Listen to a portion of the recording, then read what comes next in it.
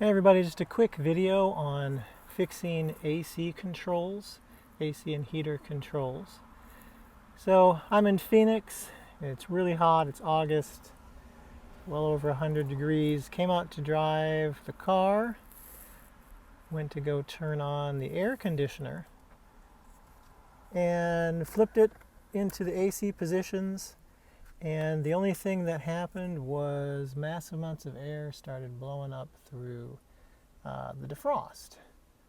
I couldn't get, regardless of what position I put it in, I just could not get it to blow anywhere other than out the defrost.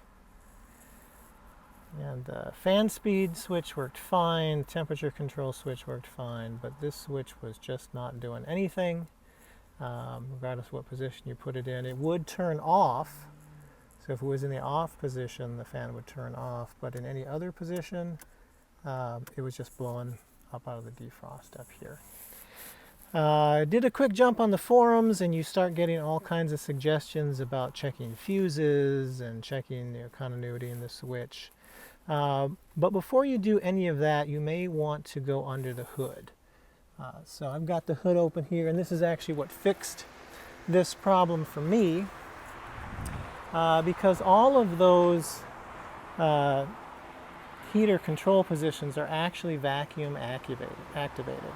So the switch indicates which position the vacuum doors should go into to direct the air either out the vents or up the defrost or down into the floor. But you need engine vacuum for that actually to work. Engine vacuum is where the power is coming to actually move those blower doors around. And in particular, if we zoom in here, it is this line right here that controls that. So the normal setup for this line is this engine vacuum comes off the manifold, intake manifold back there, comes around here. This is closed off by at the factory.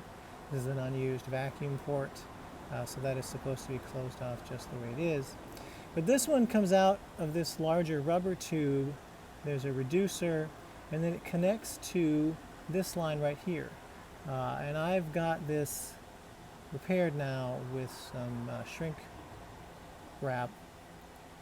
But this is actually a hard plastic vacuum line, and underhood temperatures are pretty hot, so that line can get pretty desiccated. And in my case, it broke. So you can see I've got a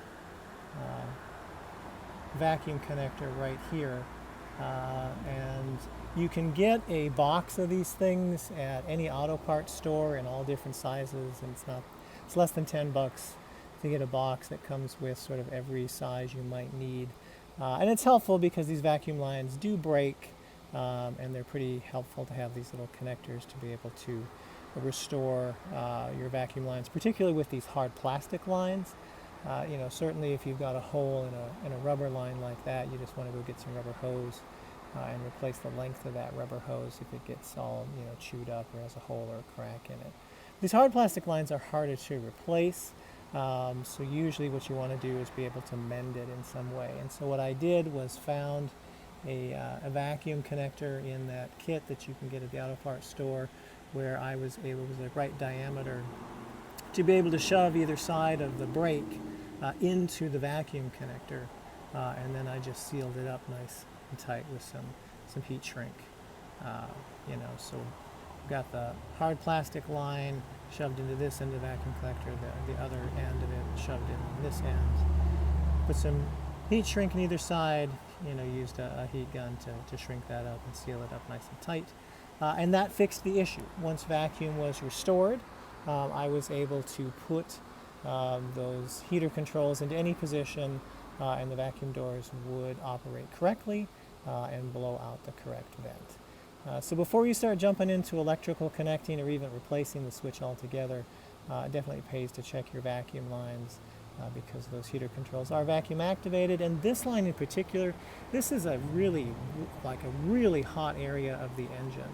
I was just running my car, and all these hoses are hot. This thing is too hot to touch. You'll burn yourself if you touch it right now.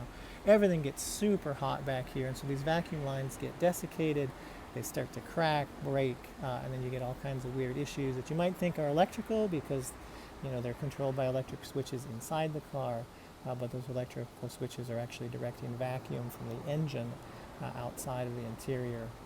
So definitely check your vacuum lines if you're running into this issue.